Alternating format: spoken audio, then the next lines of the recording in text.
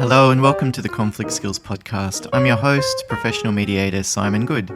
This podcast is designed to help you develop confidence and strategic tools for dealing with conflict, whether the conflict is connected to work, study, or personal relationships.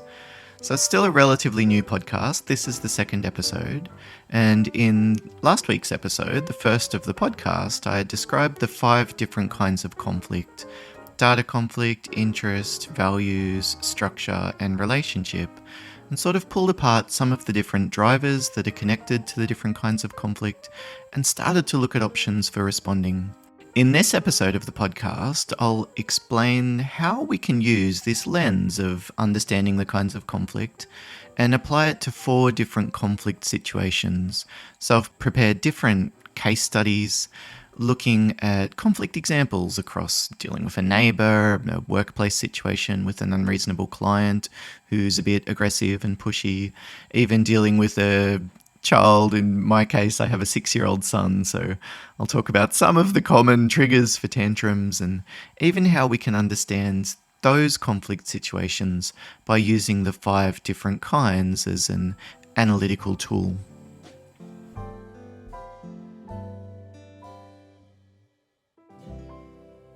So let's have a look then at the first conflict example. Here we're looking at a dispute with a neighbour.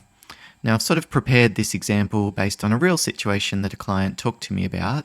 They were actually here working with me for conflict resolution training, but they said, things at work are relatively smooth compared to this nightmare of a situation I'm dealing with my neighbour. They'd lived in the house for a couple of years, and it was a very dense suburban area, very small blocks close together. I think it was in Sydney. So their neighbour, immediately next door to them, had built a large back veranda, and their block sat up a little bit higher, which meant that when they were on the veranda, they were basically overlooking this person's house who I was talking to. Now, they felt very uncomfortable about this. They didn't like the neighbour. It was an older single guy, and the lady who was talking to me said she just felt quite uncomfortable when he's out the back and basically being in direct eyesight. So what they'd done when they first moved into the house was plant some trees designed for screening. At the time, she said that they checked with the local council about regulations and all of it was in line, and actually what she discovered was that they were required to have screening type of plants in between the 2 blocks. That was one of the, bylaws or parts of the covenant when the estate was first established. So they were meant to have these trees. They certainly could plant these trees, so they did plant them. They grew up and started to give them a bit of privacy, and they were happy. Until the neighbour started complaining about sections of his lawn that were dying, and he felt like the trees were putting shade on his property, which was making his grass die. The ground was getting too wet. And when I was talking to this person, it had been raining a lot. It was a flood basically happening. So I'm guessing the neighbour was particularly irate about his grass dying. Now, she'd gone over and talked to him about it. Mainly her husband was doing the negotiations with the neighbour, and she said it all just goes pear-shaped. He insists that they're doing something against council guidelines and makes various threats, including that he's going to go and chop the trees down himself. He'll complain and report them to the council. He'll talk to other neighbours about how unreasonable they're being. So lots of threatening and posturing kinds of behaviour, and this person I was talking to was really at a loss as to what to do. They'd explained that dealing with the council had confirmed that they hadn't done anything wrong, but it didn't seem to make any difference to him. So if we're going through the full conflict analysis toolkit, we would look at goals and what's most important here. So I said to the person, what kind of a relationship would you like to have with your neighbour? Is this one that you can just let go, or do you need to respond? So even that in itself, I think, was helpful for her to realise that maybe this actually was a situation that she didn't need to do anything about. The trees are there, unless the neighbour comes over and cuts them. Maybe that's not actually something that they need to worry about happening. It's almost like we need to be alert but relaxed. Whereas at the time I talked to her, she was alert but anything but relaxed, I guess, very tightly wound. Then we would look at the different elements that are in your control, and then these types of conflict is the next thing that you might often consider. So here, what would be some examples of data conflict as a starting point? Well, it's possible that he doesn't understand the fact that you're in line with council regulations. He thinks that he's going to be able to get somewhere by pursuing it. So I suppose an option would be sending him a copy of the emails that you've received from council, getting it in writing from them in a first instance if all you've had is verbal conversations until now. Choosing the way to send that to him, like maybe by email, or go and talking to him about it first and offering this as a possible next step. And even asking him to clarify his position. So if he's mentioned the fact that this is in breach of rules or guidelines or laws or whatever, maybe say to him, gosh, I'm sorry, we hadn't realized that. Could you send us through the specific guidelines that we're in breach of? Like, in some ways, we want to do this respectfully, and in a way, I guess, that doesn't trigger him. So we want to say, oh gosh, that must be my mistake. At the same time, we don't want to come across as too patronizing. Like, I genuinely am like, look, if we're out of line with guidelines, we'd like to know. Could you please, I guess, send through a list of the specific clauses and we'll have a look and review. It's in good faith offering to change and evaluate your perspective if the other person provides more facts. So we'd put those all as examples of dealing with that data conflict, sharing why you think you're right, or asking them for information about why they think they're right. If it turns out that it's just ambiguous, then you would say, well, how can we figure this out? Is there someone in council we can go to for more information? Is there some reason why we would split the difference, so to speak? Is there an expert opinion we could trust? Like, I don't know, a landscaper who lives up the road that you both know, maybe get his input on the situation. It doesn't really matter, but the goal there is to not sit in that ambiguity moving forward if that's what's driving the conflict. Interest conflict is kind of an obvious one here. This is, I want something and you want something, and those two things are getting in the way of each other. He wants sunlight, grass. You want privacy. It might be, though, deeper levels of interest that are driving things. Maybe he wants to have something to do. Maybe he's just bored, an older guy that doesn't work. It's possible. Maybe he wants to feel important. Maybe he feels like you've been disrespectful and he wants to save face. Maybe he feels like this is a really defensive move, and one thing that was important to him was getting to know his neighbours and feeling connected. Like, I'm just hypothesizing here, but these are all examples of interest conflict that might be driving it. If we stick to the surface level for now, you want privacy and it's causing him problems with his grass, then I suppose you could decide to be as firm or as flexible as you like. You would name the situation and say, look, it seems like this is a really tough situation because we're not going to be able to both get what we need. For us, privacy is really important, and so the trees are really giving us that at the moment, but I can hear where you're coming from about it causing problems with the grass. Are there any ideas or options that you can come up with for, maybe solutions that will help us both get what we need? It's basically opening the door to problem solving and that solution-focused conversation without just getting stuck on Groundhog Day where he keeps repeating what he's told you. Yes, I get it. The grass is important to you, and at the moment you feel like the trees are causing too much shade and it's killing the grass. Like, when we summarize and validate what the other person said, it often means that they don't feel the need to keep repeating themselves, at least to the same extent. And then saying, look, well, for us at the moment this is working. Have you got other ideas around what might work? You're forcing them to start to come up with options. And if all they do is come back and say, yeah, my option is I want you to cut down the trees, well, then you could say, actually, that's not something we're prepared to do at the moment. We've reviewed the legislation and contacted council, and they've explained that it's not something that needs to happen right now. We're happy to discuss other options, but for now, that's not something that we can agree to. Maybe you're just firm and say no. Values conflict, maybe he's been swearing, dropping in unannounced, wanting to discuss the issue. Signs of being really disrespectful, but maybe that's just the way he operates in daily life, so we've got different values there. You could still address it and say, look, I'm happy to discuss this issue, but it makes it difficult when you're swearing so much. It makes me uncomfortable, and to me it tends to create extra tension in the room that I don't know if it's helping. Would you use different language while we're talking about this? You can do that as formally or informally as you want. Even just saying, look, I'm happy to talk about it. Would you mind not swearing? Structural conflict, maybe that's contributing to the problem if it's been email back and forth or face-to-face conversations.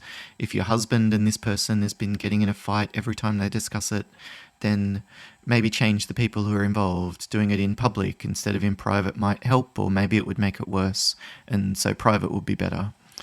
Maybe sending him a message saying, look, we'd love to chat about the trees. We've got a bit more information from council. Would it be okay if we pop over later? And then going and ringing the doorbell would mean that he knows why you're there and he's prepared.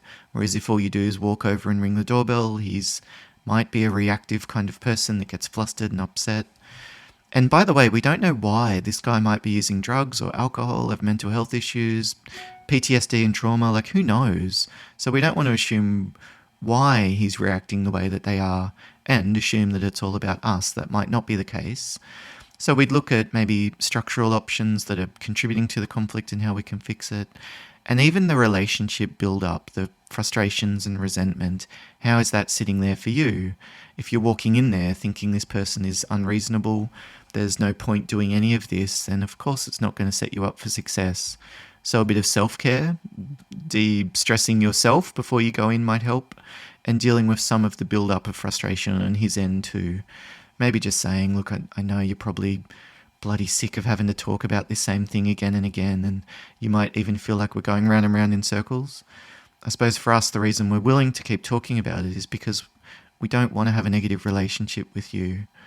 We don't want that stress, and ultimately it's just not the kind of way we want to be with our neighbours. So we're hoping that we can figure something out that if it's not 100% a win-win or what we want, at least it's something that we can all live with.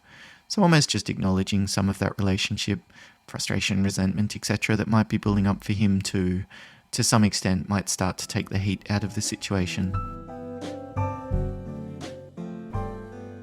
So that's the first example, looking at that conflict with neighbour. And so as we've gone through those different 5 areas, you can start to see how it gives us options for responding. So let's look then at the second example in the podcast today. Here we're looking at a situation where a client wants a variation. Maybe they've engaged your company to do some work for them and now they want more. They want it done quicker, they want you to do something extra, they want you to change something that's going to make it more difficult. And a lot of the time when clients ask for this, they do it overtly with the request of we want you to do it without any additional money, or it's a covert expectation that's sometimes built in. And it can be the kind of thing that pushes our buttons, especially me, when a client asks me, can I do this extra and now this extra and now this extra? And they say, look, we figured it would be under that original amount that we paid. I find that very annoying. It's like they have this air of entitlement. And for me, I can feel it's something that there's possibility of setting me off, I have to admit. And it just, it means I might come back with more of a defensive response than I intend to. Here, let's imagine that the client is being a bit unreasonable, and we'll look at what might be driving the situation. So this could be a large client, very demanding, asking for urgent meetings repeatedly, and then last week they've made a sudden request for updates, got very angry when you suggested that you would need a few days because you've got other meetings scheduled with other clients, and they even gave a vague threat, like, that you sent through a rushed update, and then they haven't heard anything about a week later. So they've ramped up the pressure, you've kind of been accommodating, you're sitting there with some type of a discomfort, at least wanting to set up clear expectations so this doesn't keep happening moving forward. So in terms of data, well, they might have other clients. They might think that other clients are getting free stuff, or from other vendors that they use, they might get these additional services or goods or whatever it is without paying for it. Maybe they think you've agreed to it in the contract. Maybe they've misread the email. So we'd need to find a way to clarify those discrepancies where we identify them. The starting point might be to say to them, look, it seems like this is something that you're expecting built into the original quote. Have I got that right? I just want to be transparent because this is the kind of variation where we would normally charge an additional amount for. It's very rare that we would agree to do this additional work without additional cost, because ultimately we can't, in good faith, lose money doing work. It's not going to set our company up to be sustainable moving forward. Interest conflict, them versus you, well, they want as much possible for free. Again, this isn't a very mysterious one. They want to save money and you want to make money. So here we might validate their underlying importance. It's not just they want to save money because they're selfish. You might bring back the purpose of the project. Maybe you're working with them to, I don't know, build a new outdoor area for a school, and you're working with the Department of Education and they've been very pushy and demanding. You might say to them, look, I know underneath all of this is your priority of the kids' safety, giving them a safe place to play that's out of the sun, and they can also use it in different weather. So it makes sense why you're asking for this change, the extra reinforcing, given the fact that, you've analysed, I don't know, the potential impact of climate change and you think that wind may increase. So it's kind of like saying, I get why you're asking for this. It's connected to your underlying mission of making things safe for the kids. On our end, because of the additional cost of materials involved, there will need to be an additional cost and additional invoice generated, for example. Just basically saying, I know this is important to you. On our end, this is what's important to us, even if it's just not losing money. Making sure that we have a fair arrangement in place where we're paid in accordance with what we've agreed to for the work that we've agreed to do. It might even be saying, look, I know this is important for you to have it done quicker. On our end, the challenge is that this is a particularly difficult time to find reliable tradespeople, and we don't want to hire someone who's not up to the task and ultimately end up with a subpar product that we hand over to you at the end of the day. That's not the way that we work.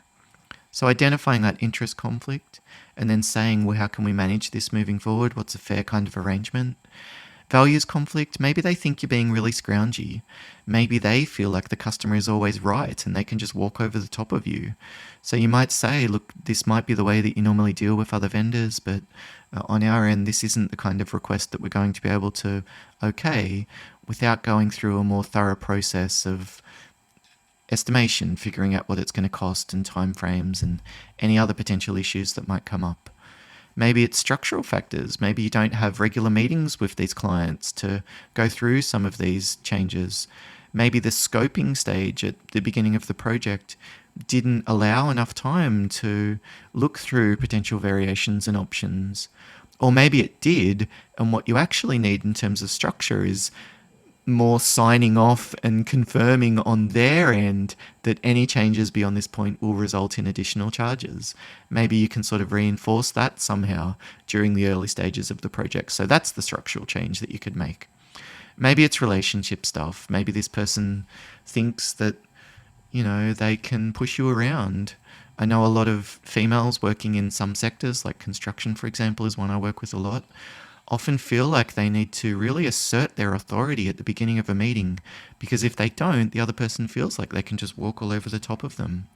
These might also be elements that are playing out here. So looking at those 5 different factors starts to give us information about how to respond.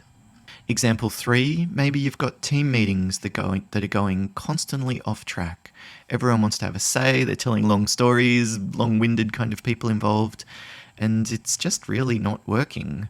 People get very frustrated about topics and get triggered. They might even storm out. It's funny the kind of spiral that can devolve when meetings start going badly. Everyone gets frustrated and upset, and it can start to go worse as everyone jumps in doing what they think needs to happen in the moment. So data conflict, the first possible type of conflict. Maybe people don't know what these meetings are for. Maybe they don't understand how much input they're supposed to be providing, or what preparation is meant to be needed, or the fact that you finish at this time, that's actually a firm finish time. It's not flexible to stay an extra 30 minutes like everyone seems to be doing every week. Interest conflict, well, maybe there are competition factors playing out. People want attention. Maybe they're in line for a promotion for a vacant position, and they feel like contributing positively to these meetings makes them look good to the decision makers. Maybe they want things that are important to them in their roles from this meeting, and everyone's jumping in, being very aggressive because they're worried that they're not going to be able to get what they need. Let's look at values conflict. Well, people have different ideas about what's appropriate in meetings, the language that can be used, how okay it is to interrupt someone when they're speaking. Should the person who's running the meeting sort of dominate the conversation, so to speak more than others, or should it be equally shared? These are all things that people walk into a meeting with expectations around, often connected to these values. And if you've never clarified, well, how are you going to figure all of this different mix of perspectives out? You often end up with a very messy and murky soup that you're all swimming in, which it sounds like here might be happening. So to deal with that kind of values conflict, you might, I guess, name some of those differences. Look, I'm just aware that people have come from different backgrounds, so you've probably got a different idea about how these meetings should run.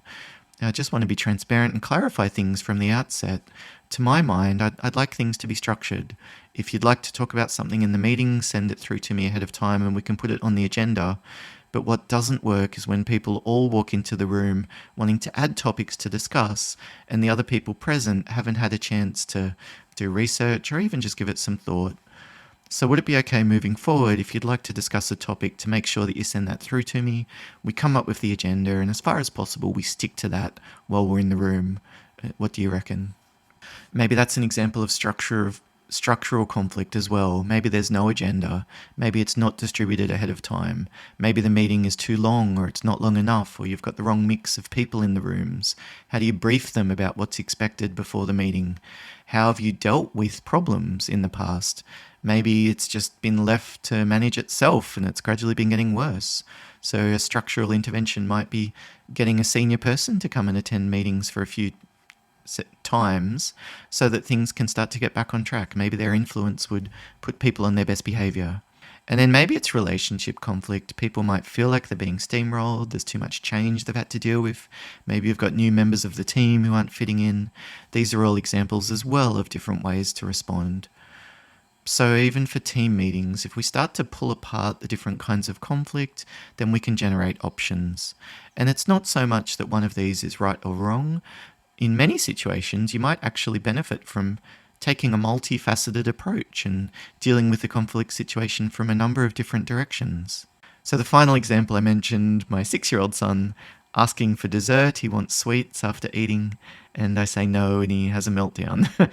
This probably is a daily occurrence, to be honest, at the moment. It's been getting better, but gosh, sugar and craving for sugar is definitely something that sets him off. I can't remember how much I must have loved sugar as well as a child, but yeah, I'm seeing it play out in real time. And of course, it gives him dopamine. It makes him feel good. So yeah, it's not surprising why he wants it. And the stage that he's at, he's probably right brain dominant. His cortex, the rational bit of his brain, still developing, which means that he doesn't understand things like the fact that he had it yesterday means he shouldn't have it today. So he asks for dessert and has a meltdown. Well, how can we pull that apart? Data conflict might be that he thinks he should have dessert after every meal. He thinks other kids get it. He thinks I've agreed to it previously, which, by the way, I might have accidentally insinuated at some stage. I think he might be a lawyer when he grows up, because if I even hint about the fact that he's allowed something, and then later I say no, that is just mega meltdown mode immediately. These are all examples of data conflict, and if we're going to deal with it effectively, maybe we should clarify that. Look, I just want to be clear with you that dessert's really just for weekends, and if it's a school day, then me and Mum are both going to say no. You can ask if you'd like, but that will be the response that you get. Interest conflict, well, he wants sugar and I don't want him to get it just before bed. So maybe we say something like, look, mate, I know you'd really like it. It's delicious, and I know up the top there's some of your favourite lollies that are there, your favourite candy. It's not something I can say yes to, mate, and part of the problem is that it's my job to keep you healthy. I'm your dad, and one of the things that I can help you do is eat healthier. What you eat goes into your body, and some of it's really good, and some of it can make you feel grumpy, can make you not sleep well. It can make it tricky to concentrate. It can make it feel like when you're bored, it's horrible and yucky. So this is an example where I'm just going to have to say no. There's a healthier option that you can have if you do want something sweet. There's a peach or a banana in the cupboard that you can have before you brush your teeth, but there won't be any lollies. Values conflict, maybe he feels really betrayed when I say no. So explaining some of those objective reasons would mitigate that one to some extent, maybe. Maybe it's his value that he thinks that he can go and have a tantrum and he'll get what he wants, and I just need to let that play out so that that value can subside. That's one that I can't convince him out of. He needs to experience it.